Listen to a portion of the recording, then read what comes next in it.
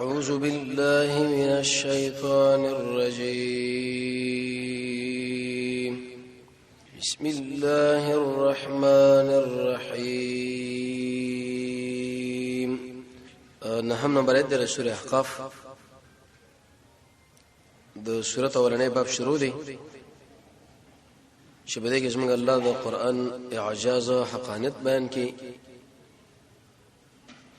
او ترغیب او تشویق دې خبره لور کې چې انسانانو قرآن باندې ایمان راوړي وجدا چې د لوی الله را لګلې دي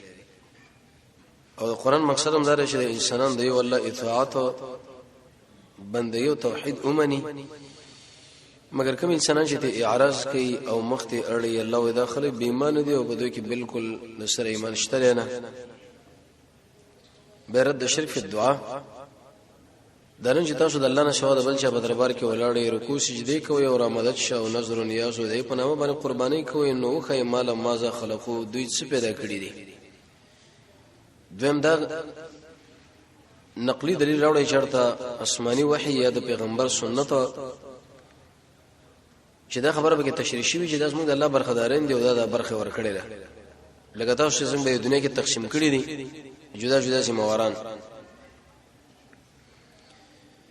نشي کولای نتیجه دروه ده چې دا حقدار د بندګۍ نه دی بلکې د بندګۍ لایق شری هغه اکی واجب منګ الله به ویل چې کوم انسان مشرکین دي منګ الله فرمایي دا غړ گمراهان دي وجدا چې دا اقشل فریاد کوي چې هغه د خبره بالکل تر قیامت هم نشي منل او هغه غافلم دي هغه پته هم نه لګي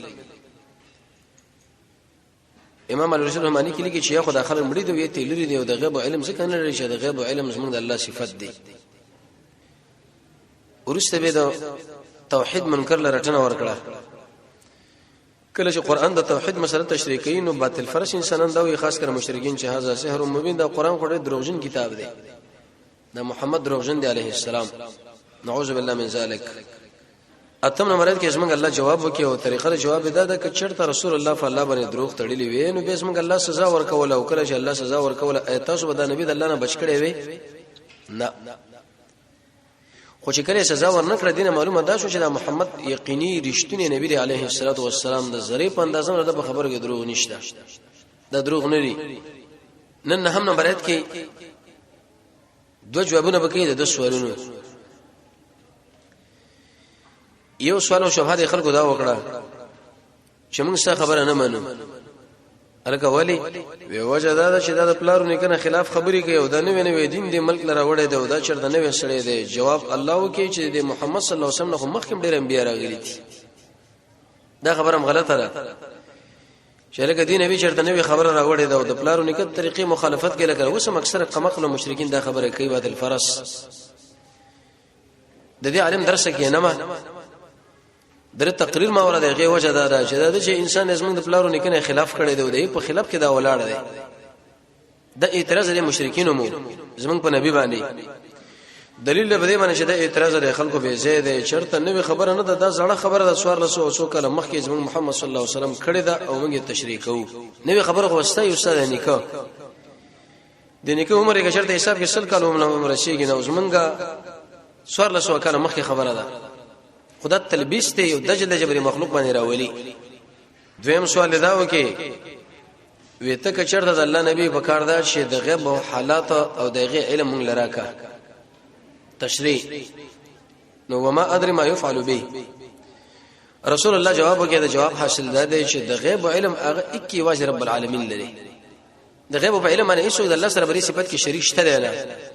نه په انسانانو کې او نه په جناتو کې او نه د ملائکو کې او نه نور مخلوقاتو کې بلکې د زمونږ د الله خاص صفت دی او خاص د دې وجنه صدر شیبلی کې اضافه ریب کې چې د غیب او علم هغه رب العالمین پورې خاص دی اسنه یو څوک چې لګ پر نه کې چې لګ ور پلانیم پی پويږي د آیت کې الله تشریح کړل او قران او سنت دې باندې ډېر آیتونه او حدیث رسول الله دی چې د صفات موږ د الله دی هیڅ په سره بده کې په شریک شته نه او د آیت په اخر کې به دا خبره کوي چې ان اتبعوا الا ما يوحى الي زچ تابعداري کوم صرف د قران او سنت کوم ما که تاسو تابعداري د قران او سنت کوي راځي دینم شریک دی کې خپل کار کوي او دین هم قران او سنت کومه خبره چې زمونږ الله کړی دا او کومه خبره چې زمونږ محمد رسول الله کړی دا دوه سوالونه او دوه جوابونه او یو پکې دا حکمه رب تم د آیت مخکې سره داري انت ویل چې ام یقولون افتراه باطل فرس دا وایي چې محمد صلی الله علیه وسلم دا قران د ځانه جوړ کړی دی دلته څه وایي مونږ ته نه منو ځکه ته نه وینې خبرې کوي جواب قل ما انا ورته وایا ما كنت ان يمسن من الرسول ذي رسولنا وما ادري ان فيغم ما يفعل بي جسب کې دې شی ما باندې ولا بكم نبتاسو ان اتبع ذتابدارنكم الا ما يوحى الي مگر دا هغه شمال وਹੀ کې دې شی وما انا ان يمسن الا نذير مبين مگر ير ور کون کې ښکارا ما كنت زنيم ما سنوي رسولنا دا سوال تاسو غلط دی چې لکه محمد الله نه نبی دی او نه خبرې کړې دي بلکې زمونږ د رسول الله نه مخکې ډېر انبیا تیر شوي دي آدم علی السلام نه نیولې تر محمد صلی الله علیه وسلم پورې ډېر رسولان او انبیا او د دې ټول یو خبره ده چې د یو الله اطاعت اگر که منهج به درشه جدا لکه سورې شورا کې الله خبره تشریح کړې ده آدم علیه السلام نبی دی نبی مکلم د شي نبی چې زمونږ الله سره خبرې کړې دي نوح علیه السلام او ابراهيم عليه السلام موسی عليه السلام عيسى عليه السلام او په ټول کې به ورسنه نبی چې راغه رسول چې راغه اغاز موږ محمد صلی الله علیه وسلم دنه ورسنه نور نشته کوم انسان چې نه بد داوی کوي هغه دجالانی وجد رسول الله فرمایي چې زمانه به ورسه یو دیش دجالان نشي دغه داوه به کی تکذیب دغه خبره به تاسو له وکی چې نه به تاسو ورته نه تاسو فلارانو تایید ونه کوي انت به سوال دی چې رسول الله ډیر شهادت کړي دا خو ډیر شنم زیاتري جواب دا دی چې دا دیش به کې مشهور دي او نور به منځ کې ډیر نورم دي اخره نبی ورسنه نبی هغه زموږ نبی دی عليه الصلاه والسلام د الله نبی فرمای وېزما مثال د مخکې انبیاء ولر شهر کې خیسه تعمیر مزیدار چې دی ویګه ته چې کمی او هغه راشي ور پوره شي نو معنا دا چې د نبوت سلسله زموږ په نبی باندې بس بند شو اخره نبی هم دغه نبی وو بدان دا معنا نه وي بدعت نه بدعت څه کوي چې یو شی نه داخله کې دین کې پیدا کی شریعت کې دا ویل شي چې د کوم شی ثبوت په قران او سنت کې نه او کچرته ثبوتي لیکن کیفیت اقشر نه لکه داخله کې جوړي حدیث کې رسول الله فرمایي من احدث في امرنا هذا ما ليس منا كلو هذا ما ليس منه فهو رد چې کله سړی په دین کې او طریقه جوړه کې او بری طریقه باندې د قران او سنت نه دلیل موجود نه د عمل ګوره مردود دی مردوده د زمګ الله نه مني رد دی رد حدیث کې دا مرشد الله نبی فرمایي ترکت فیکم امرین دا دوه شیونه ماته شو بری خودلی د قران او سنت کې بدیم چرته منګولې ولګول هدایت ته او عمل د قران او سنت نه خلاف ګوره ټوله ګمړی ده او دا حقیقت شی به ګمړی ده هدایت چې د هغه واجب په قران کې دی هدایت چې د هغه واجب د محمد صلی الله علیه وسلم په احادیثو کې دی او زموږ دین د دوه فهیم دي قران او سنت او د خلک دعوت اول خپلم د عمل کې راوصل او بلم د دعوت اول رسول الله فرمایي علیه الصلاه والسلام وکړه چې یو شی دین نه او داخله کې جوړ کی یو طریقه نشرته په مړي کې د الله د الله د رسول نه نقل نه بده ژوندۍ کې او نه بده غم خادای کې او داخله کې کوي چې لکه خیر دی او خیر دی د خیر کار خراب خیر به اقا خیر چې قران کې څنګه الله ذکر کړي و معنا غاونه باندې راغلي دا مو ته چې کوم شي له خیر وي او الله رسول ذکر کړي نه دا به خیر نه بلکې دا به شری نو د الله نبی فرمایي چې د دې انسان یو عبادت هم د الله په دربار کې نه قبلې کی منځ کوا دعوت کوا جهاد کوا حج کوا زمونږ الله سره ټول عمل اخلي او اشاره کوي رسول الله فرمای سخل په قیامت کې وګورم د مخونو لاسونه به فړقېږي د دې وجه نه فړقېږي چې د انسانانو دا او د سونه کړی دي مشهور حدیث مشکات کې پروي د بهرانه شه باندې د الله نبی فرمایي چې الا ادلکم ایت تاسو خبر درنګم بده شي باندې چې د انسان عمل په ګناونه په ختميږي او درجه په اوچتيږي ګناونه ختمېدل دا معنی چې خو بالکل اغل لري شي یا به دغه اثر د ځړن لري شي لکه امام احمد ابن حنبل دویم جلد 30 نمبر صفحه کې روایت عبد الله ابن عباس نقل کړي چې انسان کله ګناو کې بلې داغ ولګي به تور شي به دغه ګناه دل د شکاري لکه مچه د پوجي په یو جانب نه شي په بل جانب اس پر ویل لري نه لکه زموږ څو د زړه خراب شوی دي البته په حدیث باندې سوال دی چې د ګناهونو محو کېدل د څنګه کېږي دا خو بستر کوبره ښکاری نه. درې جواب محدثینو کړي دی. یو دا چې دلته کې کنایه د بخنه نه ده، لیکن دا خبره کمزوري ده. وجه دا چې محمد رسول الله ټول حقایق بیانې، حقیقت بیانې، چې مجاز باندې خبره نه کوي دومره. او څوک یې اثر شاوري الله صاحب د حدیث په تشریح کې لیکي معنا دا چې یو د دنیا د ژوند چې موږ تاسو ګوري یو اقبل دنیا ده، انت بده ګناونه ټول وکارش. لکه څنګه چې امام قرطبي تذکرہ کې دا خبره نقل کړي. او دا ګناونه ختمېدل د امام ابن حزم رحمه الله او داوود ظاهری مسلک داري چې رسول الله الخطايا مطلق ذکر کړي، کبیره او صغیره دا ټول ګناهونه بس موږ الله معاف کړي. لیکن امام نووي، ابن عبد البر، امام غزالی، شیخ الاسلام ابن قیم رحمه الله فرمایي چې صغائر بل الله ور باندې معاف کړي. وجدار شی بل روایت کې راغلي دي ال تدشي دي چې الله به ورته ګناهونه معاف کړي تر څو پورې چې د انسان د کبیره ګناه نه ځان وساتي. امام مروزی سلمانی فرشي دا خبره نقل کړې ده چې دلته کې مراد صغیر ګناهونه دي. وجه دا کچرته کبیره او صغیر ټول ور باندې معاف نشي، نو به توبه پیدا سره. او څنګه الله بار هغه چا بار کې فرمایي چې توبه نو بشي دا ظالم دی. شیخ الاسلام ابن تیمیه رحمه الله به تطبیق کړي معنا بعض عمل چې هغه د توجه سره وشي الله صغیر او کبیره ټول په ختمي. او کله چې عمل به توجه یې د قشن شیخ لاس به کم نو صغیر بور باندې ختم کړي چې لیکن کبایر به په توبه باندې معاف کیږي. لکه رسول الله فرمایي کله چې انسان حج مبرور وکړي نو څنګه الله به د ګناهونو نه پاکي لکه یو نوې بچی چې مور پیدا شي. یا انسان چې کله شي چې څنګه الله د ګناهونو د قشن بکی لکه بالکل شی ګناهم کړي نه دا ټول ګناهونه ورته الله معاف کړي. او دویم دا معنی چې دا لاسونه مخونه به پړخېږي، دا ولې پړخېږي دا ودسته وجنه. یو کرت اندام منزل دا خو به واجب دي او درې کرت مستحبه به د خپل اندازې لکه د څنګل و غیرات د دینه مخکې منزل شوک نشته. دا ابو هريره سے مسلک او د عبد الله ابن عمر دار ششتا. امام مسلم اول جل یوسل 30 نمبر صفحه یوسل 20 نمبر صفحه کې روایت د ابو هريره سے نقل کړي وی هغه به تر اوګو پر لاسونه منزل چې ته پوښتنه دا ولي وی دا عجمه بچی دا دی وجنه چې پورز د قیامت ما د لاسونه سخت پړقاو کی. دا به اختلافي مسله چې داس موږ د امت خصوصیت دی او کنه د نور امتونو مو. لیکن امام الحديث الدين الباني صاحب ارواء الغليل کې لیکي چې دا ورسره اندامونه معنا د څنګهلونه اقوا منزل دا به مستحب طریقه ده لکه څنګه چې دا مسلک د امام شافعي صاحب دی. ارش امام ابو حنیفه رحمۃ اللہ علیہ د امام مالک احمد صاحب هغه چې د خپل څنګل پوری منزل او درې کرات هغه به وراوړم نه. نو رسول الله فرمایي چې دې خلکو د مخونه ولاسونه وپړقېږي. وی زبر د اراده ولرم چې د کوثر اوپر وړاندې کوم، لیکن سمو د دوی په دې مابین کې به دیوال والیش ډیر واسونه به کوم چې ما ملګری ملائک به چې تنه پويږي د خلکو په دین کې څومره خبره د ځان وردن نه کړي وي چې لکه مولوی سی به خیر دی، اجي سی به خیر دی، و به وي چې خیر دی، زمونږ د خلکو به وي چې خیر دی، او د محلي والا به چې خیر دی. رسول الله چې دې خبره نه پوښینو درې خبره دوه خبره به فسوق الله فسوق الله دغه انسانان د الله برباد کی، دغه انسانان د الله برباد کی. یو شی چې دین نه الله رسول ویل نه یو ته دین جوړ کې رسول الله فرمایي چې الله دې برباد کا. سم خیال لږ موږ نبی چاله بدوایي غواړي اې دا به چرته ژوندې پاتې شو جوړ به پاتې شي دا برباد شو تباش. لږ عمل د محمد رسول الله سنت برابر دا به بهتري د ډیر هغه عمل نه چې پاغي کې د رسول الله طریقه نه. ابن کثیر رحمه الله د سورۃ احقاف د آیات په تشریح کې لیکي ورسره براشي غالبا یو لسمه برایت وکم یو قول او فعل چې هغه محمد صلی الله علیه وسلم د ملګرو نقل نه دا ګوره بدعت ته یو کار صحابه نه دی کړو تاو کې بس د بدعتي شوي. اخوند درویزه سے فرمایي وې دې بدعتونو مثال به ورځ قیامت دی چې کلاب اهل النار الله بر جهنم سپیتی جوړ کې جهنم لبي ورسي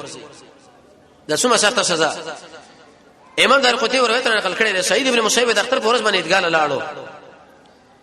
یو شیخ سپینګره په دې ځکه چې هغه تهجد نوافل شروع کړی دی. قانون دار چې د اختر فورز باندې په عیدګاه کې د اختر د منځنه مخکې او د سر د منځنه ورسره نوافل نه کېږي مګر ورسره کبه کوي مخکې نه کېږي ورسره کوا. نو دیش پنګری نوافل شروع کړي او سید شه ورته جله قدمه کوا یو دم په قار باندې شوی ولی په دې منځمه مال الله سزا راکړي لکه وسم داخله کوي چې ولی په دې خیرات بل الله سزا راکړي ولی په دې صدقه بل الله سزا راکړي الکه په دې سزا نه درکې خو په دې به درکې چې د محمد صلی الله علیه وسلم د سنت نه خلاف عمل وکړي دغه کې سزا ده. سید سے ورته ویلې په دې سزا نه سزا په دې چې عمل دی وکړي لیکن رسول الله سنت نه خلاف. قران او سنت د ترازو تل ده د خلکو اعمال اقوال او حالات په دې باندې تلای کچرته په خپل عمل باندې د قران او سنت نه قال الله قال رسول او قال صحابي ذکر کې دغه بس موږ دیني کې ګوره دا دین نه لري قسم په الله چې دا ګمړی دی به دیني ده عائشہ به فرمایي امام شاطبی ته اعتصام کې نقل کړي پر روایت د ابن الماجشون وکم یو عمل چې محمد صلی الله علیه وسلم د ملګرو محمد صلی الله علیه وسلم نقل نه او دې سړي دا کار وکي وې دې سړي دا ګمان دی نعوذ بالله من ذلک چې رسول الله خیانت د اسلام سره کړی دی پر رسول الله باندې خائن حکم کول د انسان گمراهی پر رواني بدعت د انسان ایمان بربادي ایمان شه دیني او دین وګړي د شي انسان له علم د قران الله نور نصیب کوي او دین د اسلام کمنو کیفن د په هر طریقې سره پوره دی لکه مولا قاری صاحب مرقات کړی دی د امام ابو حنیفه رحمۃ اللہ د مسلک عالم دی چې کمنو کیفن د اسلام ټول طریقه پوره ده هر له سره دا پوره دین دی به یو فسق دی او بل بدعت فسق دا معنی چې وسړی ګیره خړی او بدعت دا معنی چې وسړی پورا عمل کوي خو د پاسه هیڅ شی په ورزيات کې او د عقیده په نیت باندې چلګه دې کې ثواب دی وی فاسق د مثال لګي وسنانه د ډیره مزیدار ترکاری برابر کړه د شامل مر اغله د خلک سره مالګه په ترکاری کې نشه به می عقاب وغیرہ کې لګلې د کور مالک چې کله بده کې دا ډوډۍ ورکته کې خلې لراوړي مال غني تبان سره کې خپشي خو مال ګراول وسره پاغي کې حل کی دا ډوډۍ او خړل شو کو نه خړل شو او خړل شو خو ځل کې خفغان راغی چې ګورس ما بل مرغه او ما دومره خواري کړي وا او هغه کې دا شر سه بیډول شو نو رب العالمین بر فاسق نه خفغان کارږي چې لکه تعالی ما ویلو چې ګوره د دین پورا عمل کړه ولدا درانو سوال خو به څنګه الله له نږدې دی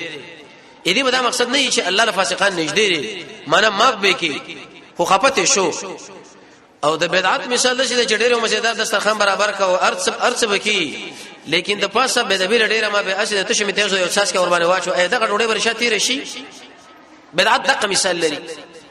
کار دی وکي عمل دی وکي رپاسه به دغه غند ورګړ کې دا ټول غنش نتیجه تعبیر غشر رزل دغه د حسن او صحابه اشته نه چې کوم کسه تقسیمي هغه چرته باندې لغوي سره وي اې دی وجه شیخ الاسلام ابن تیمیه فرمایي رسول الله فرمایي کل بدعه ټول بدعت دا ګوره په گمراهي کې گمراهي دا ټول گمراهي فور کړه نو بدعت هم بدعت څه کوي چې د شی اصل نه او دا خلک دین جوړ کی نو دلته دا معنا شو چې خلکو زګور چرته نه نبی نه مزمنه مخکم ډیر انبیا راغلي دي نو دا اعتراض تاسو په ما باندې غلط دی چې دا محمد نه نبی نو دا خبره موږ نه مانو دا جواب څه وشو دویما وکته چرته د الله نبی نو پکار دا چې بغیب پوي شي جواب وما ادري سن پويګم ما يفعل بي سبکه دې شي په ما باندې ولا بكم نبتاسو دغه دوه قول دي یو قول دا چې دا اخرت سره لګي رسول الله ولې چې ما دا معلومات لګي چې ما باندې بچ کی دي شو بتاسو بچ کی دي شي باغې دنیا کې او حالانکه دا خو اتفاقی فیصله ده چې محمد صلی الله علیه وسلم جنتی دی بلکې د ټولو جنتیانو سردار دی اول به جنت لورځي د دې آیت به څه مطلب وې د دې دا مطلب چې زنه پویګه ما باندې بچ کی دي شو بتاسو لیکن روس به رب العالمین آیتونه نازل کړه خاص کر سورې فتح دویم نمبر آیت چې ستا ارسم معاف کړی دي کته نه شرط ګناه شوی اومي حالانکه محمد صلی الله علیه وسلم ګناه نه وشوي معنا کړی دی او کني دی کړی الله یې مونږ ته بخلې آیتونه چې کله نازل شو صحابه را ویل یا رسول الله مبارک دي ته خو معاف کړی شو معنا دا ته خو جنت ولې جسم سره الله سره مسله کې رب العالمین د آیتونه نازل کړو بشیر المؤمنین زیر مؤمنان لور کدا خلک د جنت ولدي دوم جنتین دي ګویا کې د رسول الله احادیث او نور آیتونه دي آیت تشریح وکړه به دې باندې ابن کثیر سوال نقل کړی دی ام العلاء الانصاریه وسنانه ده و عثمان ابن مزون چې کله وفات شو ویلې شهادت دی مبارک شو زه گواہی کوم په دې باندې چې الله ستاسو اکرام کړی رسول الله فرمایي ته دې بارے کې څه پويږي یو وجه چې دا په اسلام کې راړو به ویلې ما ادري ما يفعل بي ولا بكم نو انت ابن کثیر لیکي چې په دې کې دا بي ضمیر راځي دی دا بي په معنا د به دی ضمیر راځي د عثمان ابن مزون الله یا د مخ کې سړیلا لکه څنګه چې دا خبر امام بخاری رحمۃ اللہ علیه کړي رسول الله ته مراد نه لري څوک دا د دنیا د حال سره تعلق لري دا معنا صحیح ده چې دنیا کې ما باندې بچیږي پتا شو بچیږي وجه دا رسول الله چې کله هجرت کول دی غیر مخ کې څنګه الله تعالی خوب کېدو د شي زیاله د محمد صلی الله علیه وسلم ملګری هجرت کې چې کجوري ونه به ولاړ دی دا د مدینه علاقه ده صحابه ته پوښتنه یا رسول الله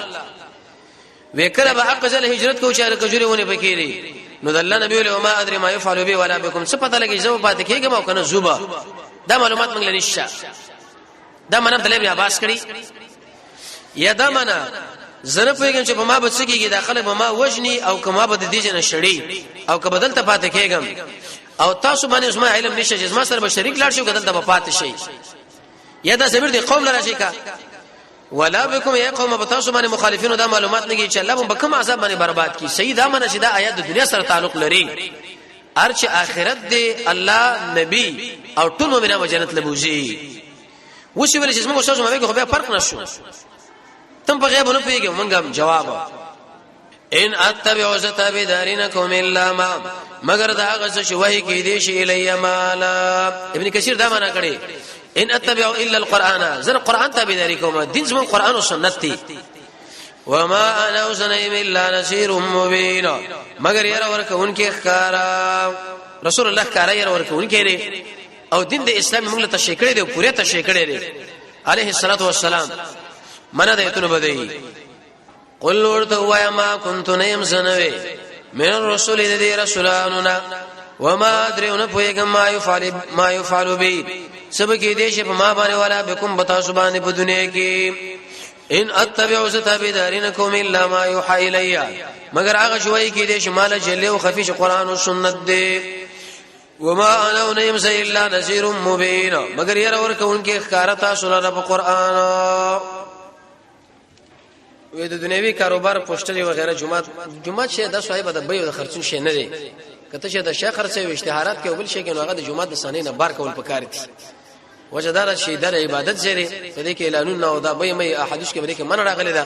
دنیوي مسائل به ذکر نشي وصفات الصفن دي آیات په تشریح کې محدثین تفسیر راوړي چې د صفونه برابر کې لکه ملائکه سب دا چې هغه به جخت ودرېدل نږدې او کله به چاول سب تکمیل کې دغه نبر سره به دویم سب برابرې دو امام بخاری رحمت الله علیه خپل صحیح سلام نمبر صفحه دیکھی طرف لا باب خودلې دی اول ته روایت راوړي د نعمان ابن بشیر باب الزاق الكعب بالكعب باب سبب د بیان د دې چې بجلق خنګره به د خنګرو سره لګي د قشن اوګه سلام په دې کیفیت باندې ودرېدل پکار دي د مړي بارک هغه تلقین راغلي دی لقن موتاق بل نو ابتدار غلی شي امر مرته وکي لا اله الا الله اشهد ان لا اله الا الله دا ویل ورته پکار دي نور طریقې نقل لري مریض یو ملګری دعا ورته غواړي رب العالمین ورته کې صحت نصیب کړي یو کس وایي چې زه دا څه ویل څه نه دا څه سخت خطرناک خبره ده وې دې ملګری دا ویلې خو زه دې شکه خو چې په کثیر پیسې وي قسم بالله چې دا ګورې مال ډیره سخت ضربه دي سړي ور کړی دنیا د الله او د الله د رسول په خبره باندې راوچته کړي په دې خبره د الله نه بخنه وغواړي و الا کې دې چې څنګه الله ورته درمان پوره کی سیک به کی دنیا به ورکی او خوخه ورکی او خوخه نه ورکی الله سره د شا زور برابر دی وګوره دا شی به ایمان الله رسول الله فرمای لعنت دې د پیسو په بچي سر به سړی مسلمان د شپې به کافر د شپې به مسلمان سر به کافری غیر مسلمان چې دا غاړي داخله ورکی سو جن دغه دنیا دی وجن چې سو پیسې تیراوالو چې کول مسلمان پیلری کو یو دوه روایت دی اورین آشنا کشف الخفا کې راځي رسول الله فرمای چې بده کې مؤمنانو له تسلی ده او جانب مقابل دا خبر ده چې څوک در باندې پوي دي کې پوي نه دي خو لیکن الله در باندې علم لري دې حدیث وګوره ډېر ناشنا رسول الله فرمای وې کچرته یو مؤمن سره د شمشيري په وسوړه کې وردن نشي الله پسې یو موزي او منافق انسان ورپسې کوي چې دشمنان لا دا وایي چې لکه په دقه کې مؤمن دی مؤمن له بدا کافر zarar ورکو دغه په درجه اوچته شي او رسول الله فرمایي چې یو سره د غر سره لاړ شي مؤمن رب العالمین په دې چې موجو منافق سره ور بشي کوي چې د خلکو له اطلاع ورکړي چې لکه دا غر سره کې ګوره مؤمن دی الته به خلک ورشي وغله zarar ورکړي مقصد پکې دا چې د منافقت ثابت شو او هغه د مؤمن سره درجه الله اوچتي نو مؤمن له صبر پکار دی او په دې خبره د الله نه قوي بکنه غواړه کې دې چې موږ الله دنیا درم نکي ابن قیم فرمایي چې کوم سره آخرت مقصد وګرځي امید دار چې الله په دنیا خپل ورکړي څنګه د الله را روان دا کوي نکي د ایمان چې راکړي دنه بل لوی نعمت شته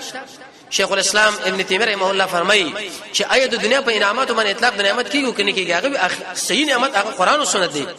د قیامت چې راکړي موږ په دې باندې لکونه شکرونه وکړ د رب العالمین الله دنیا به سي دنیا مزيب سي رسول الله فرمایي كن في الدنيا كانك غريبا دنیا کې د ژوند کوله کما مسافر عائشہ به فرمایي قاضی آیت شفا کې نقل کړي وی والله قسم په الله محمد صلی الله علیه وسلم د دنیا لاړو چرته سوچوړونه دغه د اخیره مبارکه مړه نشو دا څه مسله ده دا غوډې به حکمت سره خبرې دي چې دنیا دی یو زما جامې دی یو گاډي یو بنگلې او دا کدر کړې په شکر واسه غوړه دا مقصد مگر زوال حدیث کې راځي رسول الله فرمایي